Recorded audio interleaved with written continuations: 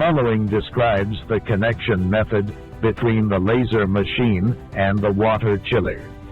First, unscrew the cover of the water injection port above the water chiller and inject water into it. On the right side of the back of the laser machine, there is a water inlet pipe and a water outlet pipe. First, connect the water inlet pipe to the outlet of the water chiller.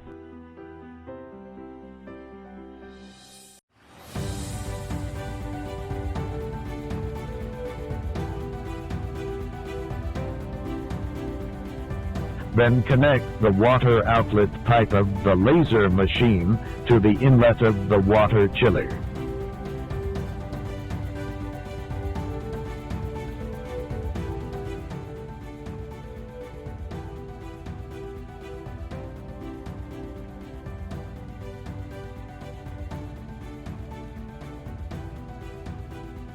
Turn on the power supply of the water chiller,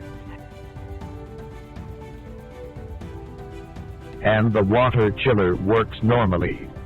The laser machine is connected to the water chiller.